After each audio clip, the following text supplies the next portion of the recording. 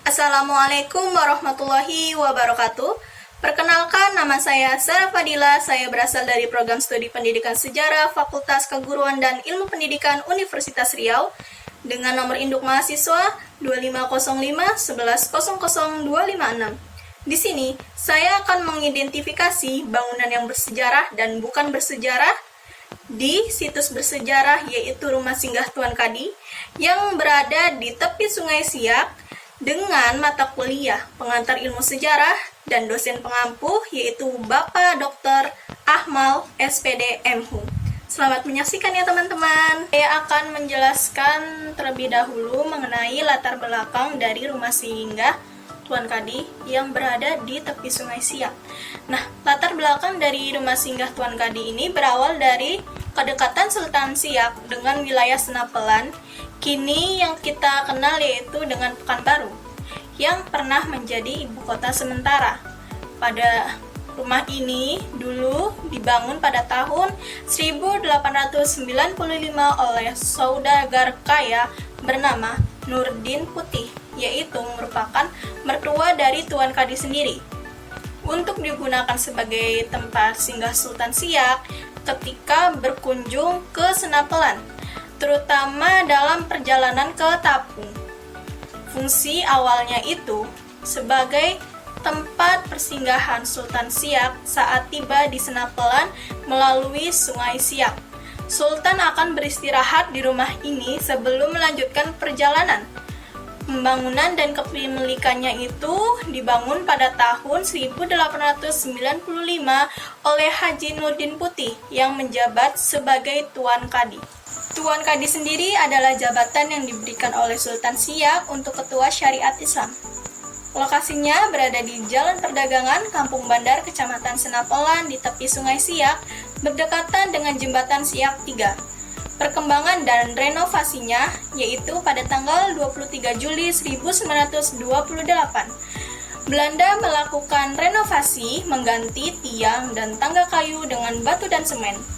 Setelah sempat mengalami perubahan kepemilikan dan fungsi, rumah ini akhirnya diselamatkan dan ditetapkan sebagai cagar budaya. Saat ini, rumah ini menjadi objek wisata sejarah dan pusat kegiatan budaya. Bingkai foto di rumah tersebut menampilkan tokoh-tokoh penting dan peristiwa masa lampau, termasuk keluarga Tuan Kadi yang berperan besar dalam penyebaran agama Islam dan perkembangan pemerintah di daerah itu. Foto-foto itu menjadi sumber sejarah visual yang membantu generasi sekarang memahami kehidupan dan tokoh masa lalu. Kursi dari rumah tersebut adalah perabot asli peninggalan Tuan Kadi yang digunakan untuk menerima tamu penting, termasuk pejabat kolonial dan ulama. Karena itu, kursi tersebut menjadi saksi sejarah dari berbagai pertemuan penting dan menggambarkan gaya hidup serta status sosial pada masa itu. Kedua benda ini memiliki nilai historis dan simbolik sebab menunjukkan bagaimana kehidupan masyarakat Melayu tempo dulu serta bagaimana pengaruh budaya Islam dan kolonial berpadu dalam kehidupan sehari-hari.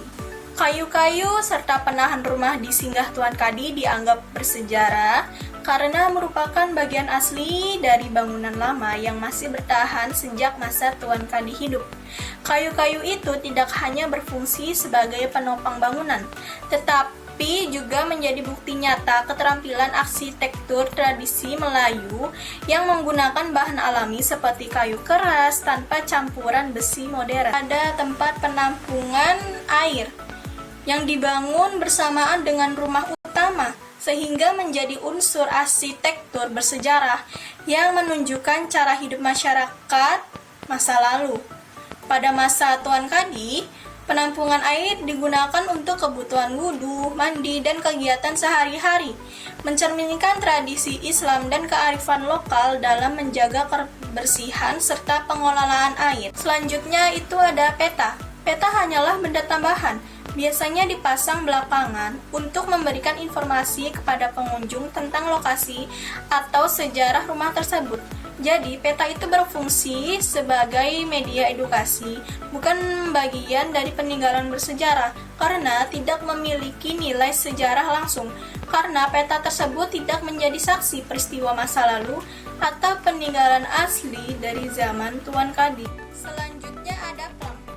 Plang nama dipasang pada masa modern, biasanya oleh pemerintah atau pengelola situs sejarah untuk memberi informasi kepada pengunjung tentang nama dan fungsi bangunan tersebut. Jadi, plang itu berfungsi sebagai penanda informasi, bukan peninggalan bersejarah. Tidak memiliki nilai sejarah langsung karena plang tersebut tidak menjadi saksi peristiwa penting dan tidak digunakan pada masa ketika rumah itu masih berfungsi sebagai tempat tinggal Tuan Kadi.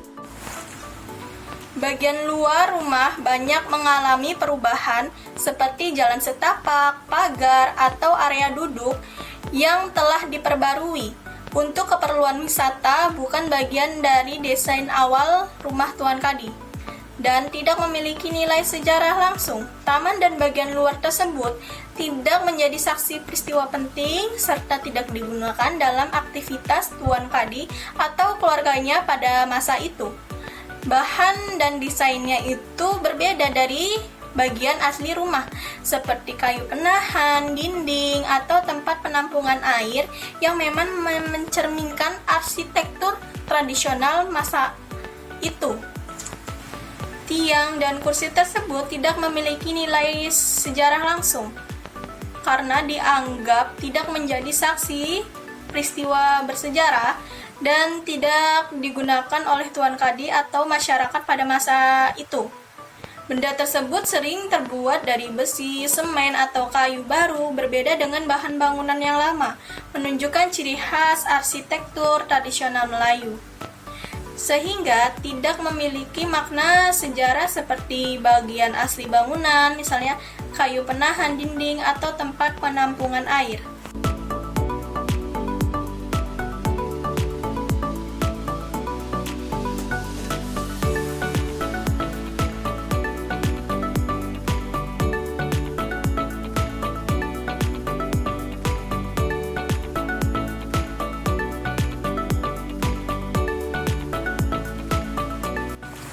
Baik, mungkin itu saja yang dapat saya identifikasi mengenai bangunan bersejarah dan bukan sejarah tentang situs bersejarah Rumah Singgah Tuan Kadi yang berada di tepi Sungai Siak.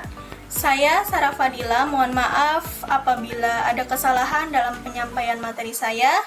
Saya akhiri dengan wassalamualaikum warahmatullahi wabarakatuh.